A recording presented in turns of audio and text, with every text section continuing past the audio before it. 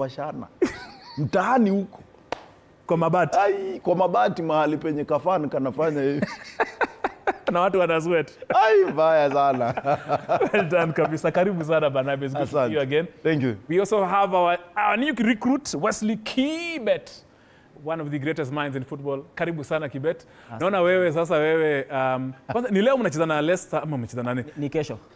Lakini manze mko tu na shida. Na mko na kwanza we will be delving much into you. Mmekuwa na protest. One za kufuta Ratcliffe. Two mko na protest ati hamna do za stadium. Buda, ati mlitoa pesa za food, mkapandisha pesa za tickets, mmenyonga mishahara za watu. Na umevaa t-shirt bado? Ili kwa mind game. Si unaona study na kam. Kuna study nyingine kubwa sana 100,000 fans tunajenga. Ili kwa mind game. Ndio watu sasa iko 400 billion Kenya shillings equivalent of a stadium. Walipe watu kwanza. Hizo ni kasarani 5. Budget ya kasarani 5 if I'm not wrong. Walipe watu kwanza. Lipeni watu na mlitoa pesa ya lunch. Na washinde mechi waache hivyo. Sasa mnatutishia na stadium na hata kupiga Leicester itakuwa ngumu. Itakuwa kazi. Hata sikumbuki the last time we lose. We've actually won like 5 games. Or is it we haven't lost a game in like in 5 matches. In Europa League. Hadi league. So Man U is fighting relegation in the English Premier League. They're in the wrong side of the table. But of course, we shall be delving this much deeper a little bit later. But first, let's give our president, of course, to our East African region. Now, I have on standby, we are, of course, now joined by one of the other greatest minds in football, a top journalist by the name Clive Cheze, a sports producer and editor at Sanyu FM. Cheze, tell us about the preparations for the CHAN competition in Uganda. Cheze. Yes, good afternoon, Tony, and thank you for having me again on the show. Speaking about the CHAN preparations for Uganda as a country, you could say that at the moment we are in a safe place. As you remember, Uganda only submitted one competition venue, which was the Mandela National Stadium. Even at the time of the postponement of the competition, I must admit that this venue was ready for the competition, together with the annex stadium or the outside pitch, which was supposed to be used as one of the main training grounds of the competition. The only probably bit where Uganda wasn't ready as a country was the other training grounds. One of those training grounds is the Mutesa Stadium in Wankulukuku, which is also used as a home ground in the league for Uganda Premier League reigning champions Sports Club Villa. The other was the Kadiba training ground, a FOFA forward project that also now government is funding to make sure that they are ready. Then you also had a venue in one of the international schools around Kampala, together with the Kyambogo training pitch. Kyambogo is a university here in Kampala. Now all those venues weren't ready in February when the tournament was postponed, but a lot of work has been invested in making sure that those venues are ready. They are yet to be ready, but you feel probably that by the time June comes around, because yes, the tournament is starting in August, but the thing is that all competition venues should be ready by June to allow the tournament organizers do what they have to do with the venues throughout July before the competition gets to start. So you could say that there is a steady progress, especially in making sure that the competition venues are ready. All the other nitty-gritties about the local organizing committee, working with government and working with CAF, I must admit there is a little information or communication are coming through from that end.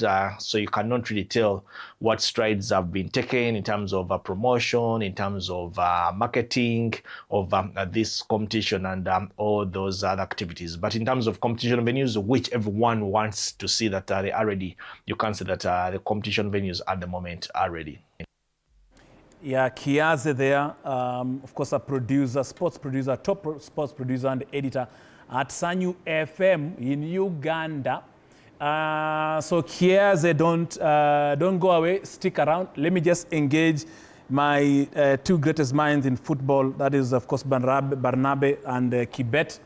Barnabe, of course, you've had, looks like Uganda were ready like last year. From, of course, what we're hearing from our ears and eyes in Uganda. So do you think, I asked you this question, I think like 3 years ago, Kenya ndio ilala kazini. There's one thing that Uganda does. When you look at it, there is always no interference between the government, the sports agencies, the federation, the ministry. There is independence. And that is the first thing I'll have to get right. Because sometimes unapata kuna hela ilikuwa iachiliwe kutengeneza kitu fulani, lakini stories zinaanza kutengenezwa in Kenya. That is the difference. In Uganda, utapata pia, now I'm trying to compare. Look at us. In the past 2 years, how many times have we changed the sports cabinet secretary? You understand? I forgot the number. So ukiangalia kwao, there's that consistency. And that is what the problem has been. Na pia sisi tumekuwa na transition katika federation nini. So definitely. But ni kama wale jamaa walijipanga kwanza kitambo because they get what they want in terms of infrastructure. Na pia I think it's been their culture from kitambo. You know, for us we are trying to build, but wao walishajenga so ni kuendelea. That is the difference. I think we have a lot to learn from them. Indeed. And Kibet, you remember, in fact, you remember Kenya borrowed Uganda's stadiums during our qualifiers. We had to go to Uganda. Yani aibu kubwa. Tunakuanga na derby, but tulienda kucheza Uganda. We borrowed their facility. And imagine even Juicy too, our junior starlets, they went and played there. We didn't hear a story that their fields are still, they don't have CAF certification. And right now, they are coming back tomorrow, finally. I understand Nyayo tomorrow will be hosting our junior starlets versus Uganda. So you think Kenya ndio ilikuwa, in your own opinion, uliona ni kama nani alikuwa analala? Tanzania, Uganda, Kenya? Ni Kenya. Kenya ndio imelala. I think they had valid reasons really because they were renovating the stadiums. Yes. But then it depends on our preparations on such matters. So it means a competition is on the horizon, but us on our side, we are not prepared for it. Because even mentally, the players will be decided. Because if you're playing somewhere else and you have a home ground, which is not even ready for you to play, itakuharibia psyche pia game. Indeed. Yes. True. Haya, Kieze, that's of course the sports producer for Sanyu FM and presenter and editor as well. Kieze, as a Ugandan sports journalist, Kieze rather, what are your thoughts on Kenya's new head coach for Harambee Stars? That is Benny McCarthy. Kieze, what do you think about our new coach? Are you scared? Yes, Tony, the appointment of Benny McCarthy is not one that you could say excited Ugandans. I don't know why. It is a story we, the media, have really been forcing on the Ugandan audience, but they have not really picked it up. They have not really embraced it. They have not really paid keen attention to it, probably because you would say they have their own issues to deal with or to think about and stuff like that. Maybe the story will get a bit of excitement if at some stage Uganda gets to play the Harambee Stars in an international friendly or stuff like that. Because of that Manchester United connection, maybe then the hype will be there and stuff like that. But at the moment, it is not a story that has really picked up here. The public or the football enthusiasts here, even the Manchester United fans, have not really picked it up, probably because Benny McCarthy, yes, much as he played for some of the best teams in Europe, but he didn't play for those, you want to say, traditional teams that people used to follow. Manchester United, Arsenal Football Club, Liverpool Football Club. Yes, he came to the Premier League playing for Blackburn and stuff like that. But I would say that he played for the teams that people never used to follow a lot. So probably that is the reason why his name is not that sounding. And maybe those who would probably appreciate him and stuff like that have lost their zeal and passion of following football, especially around the region. They are so much focused on what's happening here and probably what is happening in Europe, but not actually in a neighboring Kenya, Tanzania, Rwanda, or even South Sudan in the north. Kiaze, indeed. That's Kiaze, of course, coming to us one-on-one from Uganda. But Nabi, you've heard, Kiaze is looking forward to the next Migingo derby. But umse ako serious kidogo. Serious? He's saying that we are trying to force that story to the readers and listeners. Come on, there is one thing you have to understand. Hawezi kubali wanatishiwa ama Of course. No, Yeah. But you know, playing, what is heavier, playing for or coaching? Honestly, let's be serious. but anyway, ni sawa tunamuelewa because anaweza sema hivyo alafu mafans wa Man U waanze kusema tu ni mambo mingine. But honestly, I think he has to wait mpaka tukutane. And actually, si lazima angoje because I believe in what they are doing right now. Yes. He will definitely announce himself to the world. Yes. Kwa hizi games tuko nazo hizi za kina Gabon, I think he'll do good and they'll start writing about him without even being asked. That is who we are because hawezi kubali ati neighbor amenunua baiskeli na we bado unatembea na mguu highway. Kiwaru kiko ndani. I know man. Kibet, just look at East Africa right now. Rwanda has Adel Amrouche. These are coaches who've had a taste of Kenyan football, whether nationally or club level. Uganda has Paul Put, who has tasted Kenyan cuisine in terms of football. Tanzania has, I think, who else? Tanzania has who? Ngoja. Yes, I think another Kenyan as well, another former Kenyan local, either club or national team. This will serve an interesting East African chan coming up. Yeah.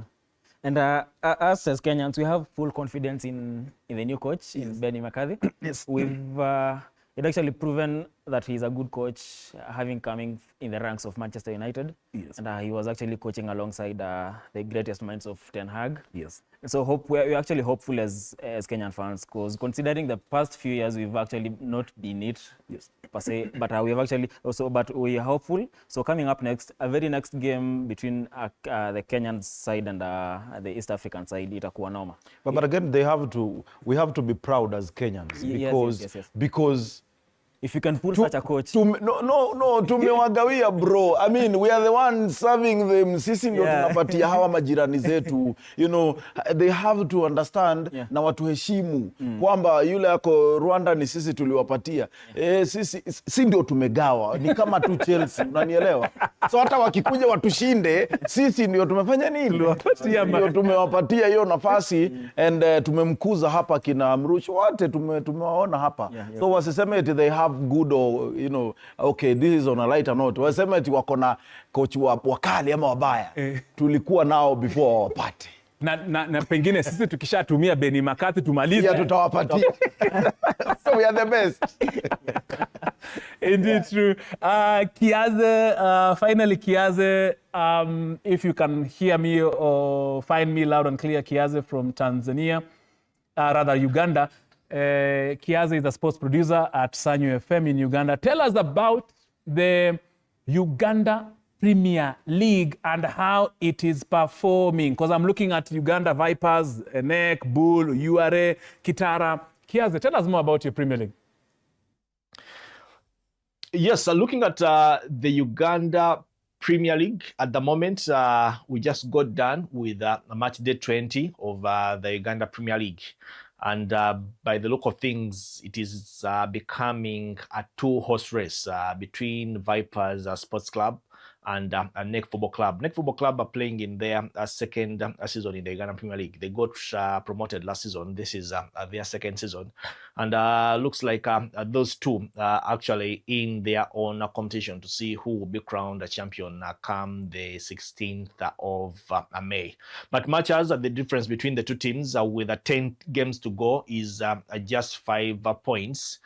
You want to say that Vipers are outright favorites to win the Uganda Premier League again. These guys have not lost a league game since losing their opening game of the season. That was against the same team that is breathing down their neck. That is NEC Football Club, a 3-1 at the MTN Omondi Stadium in Lugogo. Ever since then, Vipers are only drawing or winning games.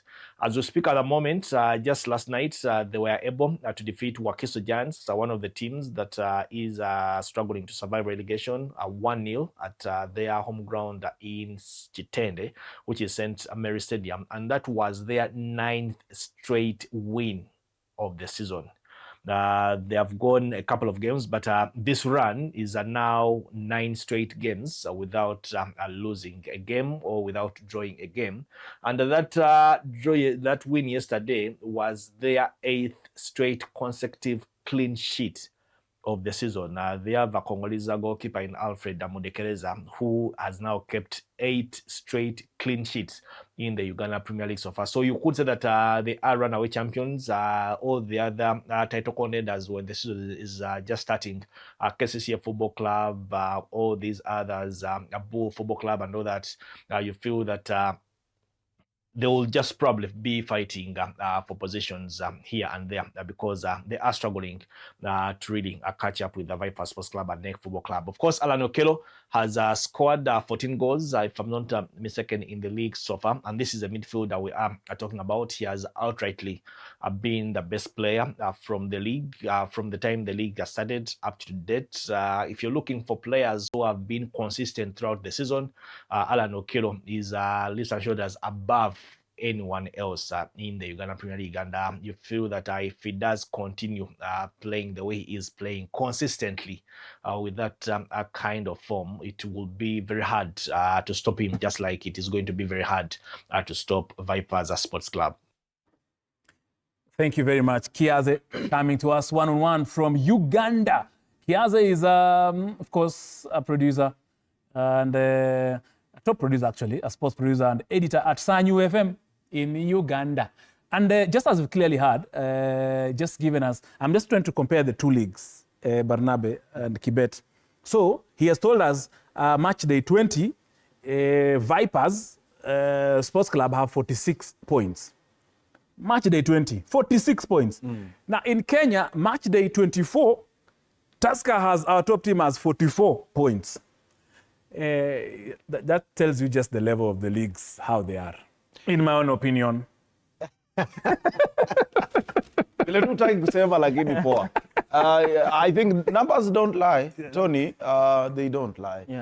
There's competition up at home. And actually, a few years back, we had the Gor Mahia and the AFC. But right now, we have the likes of Police, we have Tusker. They are back, you know, and that is what we are enjoying right now. Because there's actually 14 points between the first and the Bull, which is the third in the Ugandan NEC has 41 points, Bull has 32 points. Yeah, so you see, it's something that kidogo ni kama farasi wawili wanapambana. Though we cannot say Liverpool and Arsenal. Achana Arsenal. Sasa Arsenal ni farasi. Arsenal ni punda ile. Shachoka hiyo. Punda in the words of Ogwambo.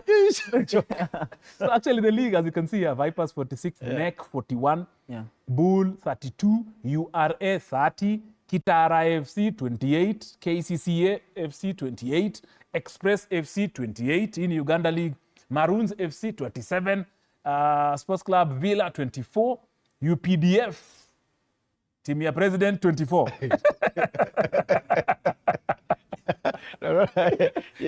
Anajida. Yako tu sawa. Hai. Yako tu sawa. Hakuna adio. Hata kitafutwa na mtu, nilimwona mahali na karibu mtu anakuja amohag. Hapana. President ako sawa. Hakuna stories za timu ya ofisi. Ni upigwe. Yeah, so that's how basically So it looks like the league, as you've clearly put it, the EPL ni one horse race. Sasa Uganda ni two horse race. Two horse. Kenya ni like there are like six horses. Yeah, Exactly. 6 others, yep. Tusker 44, Police 42. Yes.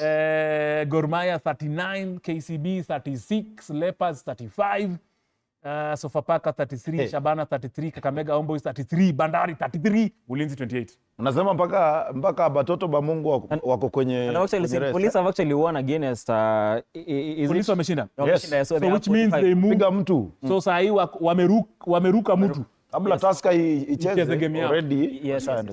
Haya, that is how, of course, how our league looks like so far in the currently as we speak. Then the Tanzanian Premier League. Unajua lazima tuongee na mandugu zetu. My producer Stanley alikuwa anatafuta ndugu yetu wa Tanzania, lakini tunawapata tu hivyo. Watu wangu wa Tanzania, msiogope. Ile mechi ya dabi kubwa ambayo tulikuwa tunaitarajia, tulienda Tanzania. Tunataka kuwatch Simba. Tulikuwa tunataka kuwatch timu kubwa kule, lakini game ikaahirishwa. Lakini now this is an interesting league. Yeah, it is. Young Africans 58, It Simba 57, Azam 48. Anything can happen. Of course, I know those are like 10-9 points. Singida, Tabora. Remember, of course, we have donated also some of our coaches. And players, yeah. Kina Simba the Lion wako huko chini. Yes, wako kule. JK Tanzania, Singida Big Stars, Dodoma Jiji, Coastal Union, Mashujaa. That's of course how the table in the Tanzanian Premier League looks like. Yes. But pia we also need competition bana. Young Africans every time na Simba. Azam imekuwa, yes, they've been there. But at least kina Singida we can see them coming. Tunataka ni kama hawananga Police FC huko ama iko nini, because Uganda wako nayo, si tuko nayo. But look at them, it is at least iko competitive. And I think pia kitu ambayo inawasaidia ni hiyo limelight ambayo wanapata, because they wako vizuri. Wachezaji wetu pia unaona wanakimbia kule. Looks like kuna hela kidogo ambazo pia zinawasaidia pia kurun hiyo league. But ours remains the best. I think ni vile tu tuko tu na vitu kidogo ambazo zinatusumbua, but we can get it. Isipokuwa if you're not careful, Tanzania itasonga sana mbele yetu, because investors wanaingia sana Tanzania kuliko Kenya na Uganda. So when investors are coming, when clubs, football ikikuwa privatized, inakuwa ni ya watu kibinafsi, inakuwa. Yes. That is what the EPL did, that I can come in your club and invest. And that's what they are doing. Na ndio maana unaona wanatupita. Watakuwa vizuri tu. Indeed. Kibet, unaona vipi ligi yao inakaa? Tanzania tumewapatia players. Tanzania both men and women, coaches tumewapatia both men and women. Ni venye tu wametushinda stadiums. Yes, stadiums wametushinda. Hiyo nakubali. I think there was a game between ilikuwa ni Simba, hiyo dabi yao. Simba wanajaa stadiums. They are very passionate about football. Yeah. But even us again, I think you are trying, because I think the best fans at the moment is Shabana FC fans and Muranga Seals fans. They are always passionate. They are always tweeting on social media. They are very active on social media platforms. So I think the fan base again is what builds the league. Lakini wacha nikwambie, mi unajua kuna kitu ambayo watu pia watambue. Ile fan base ambayo ni true na ni real Tanzania ni ya clubs mbili zikikutana ama moja ikicheza. Yanga na Simba. Tusidanganyane. Hata sisi hapa hii saa hii tunavyoongea, what crisis do we have? Tuko na crisis ya kwamba hakuna mahali pa kuhost dabi yetu ya mashemeji. It's because of fans. Sio ati nini ingine, ndugu yangu. So pia wasiseme ati wako juu, ati mashabiki wanatokea. No, nenda Dandola Stadium wakati FC nacheza, Isukuti napigwa hapo mpaka usiku. Yes. So tusiseme pia ati hata wao wakuje waangalie. Nafikiri hatutishiwi sana. So ukienda upate Singida inacheza, utapata watu kwa terraces 5, 7, 10 fresh kama sisi tu. Hata sisi saa hii Tusker inapiga na Ulinzi, unapata ni wale watu wao wenye wako na familia wachezaji kule ndo wanaenda kutazama. So sio tofauti sana. Lakini zile timu kubwa zikicheza, bro, mpaka shabiki wa City Stars ataenda tu kuona ya goal. Those ni wengi. We're joining us, Michael Barnabe, one of our sports top analysts in Kenya, Wesley Kibet as well. Tony Kwalanda here. This is Sports Extravaganza. It is almost on the hour mark, 6 p.m. Kenyan time. Thank you for staying with us all the way from 4 p.m. We've been discussing, of course, engaging our East African counterparts, telling us how things are, both, of course, on the international level. That's like the African Nations Championship, and also their local leagues, domestic leagues, how they are. We had it from Kiaze, my good friend in Uganda. We want to, if my director can tell me, I think we need to be taking a break before anything else. However, very important games are about to kick off, or they're about to kick off. Everton versus West Ham, Southampton versus Wolves, Ipswich Town versus Nottingham, Man City versus Brighton, and then, of course, Bournemouth, Brentford, and there's a late kickoff. We are taking a very, very, very short break. Then I'll be back to put Wesley Kibet on the spot with his team, Manchester United. Don't go away.